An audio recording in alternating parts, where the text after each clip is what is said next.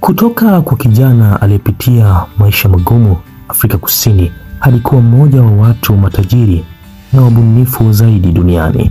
Leo tunakuletea safari ya ajabu ya Elon Musk, mtu ambaye anabadilisha mustakabali wa binadamu. Elon Musk alizaliwa tarehe 28 Juni mwaka 1971 huko Pretoria, Afrika Kusini. Akiwa mtoto alionyesha upendo mkubwa kwa vitabu na teknolojia. Alijifundisha mwenyewe jinsi ya kutengeneza programu ya kompyuta, na alipokuwa na miaka 12 alitengeneza mchezo wake wa kwanza wa video unaitwa Blaster. Lakini maisha hayakuwa rahisi wakati wa utoto wake. Musk alikumbwa na matatizo mengi shuleni, akiteswa na wanafunzi wenzake.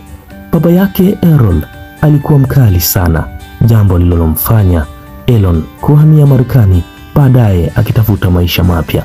Baada ya kuhamia Marekani, Elon alisoma katika chuo kikuu cha Pennsylvania na baadaye alianza biashara yake ya kwanza, Zip2, ambayo aliiuza kwa mamilioni, kisha akaunda X.com, kampuni ya malipo ya mtandao ambayo iligeuka kuwa PayPal mwaka 2002. eBay ilinunua PayPal kwa dola bilioni 1.5 na Musk akapata dola milioni 180 kutokana na dili hilo. Baada ya mafanikio ya PayPal, Musk hakuishia hapo. Alijiunga na kampuni ndogo ya magari ya umeme iitwayo Tesla Motors. Alibadilisha kampuni hiyo kwa kiongozi wa soko la magari ya umeme duniani. Lakini alichotaka zaidi ilikuwa kuifanya binadamu kuwa jamii inaweza kuishi sayari nyingine. Alianzisha SpaceX mwaka 2002 na kuanza kuunda rocket za gharama nafuu.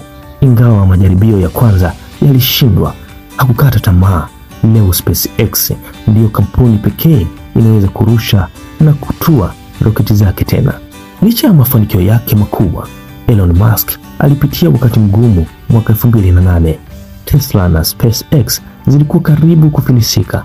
Alikuwa na chaguo moja tu, kuweka pesa zake zote katika miradi yake. Hatimaye SpaceX ilipata dili na NASA na Tesla ikapata wawekezaji wapya. Musk pia ni mtu wa kipekee, anafanya kazi zaidi ya saa 80 kwa wiki.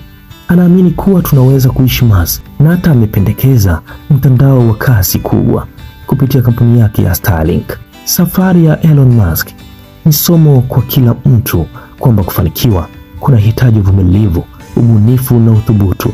Je, unafikiri Musk ataweza kutufikisha Mars? Tupe maoni yako kwenye sehemu ya maoni, na kama unapenda hadithi kama hizi usisahau kusubscribe kwa Akilify Media kwa simulizi zaidi. Asante.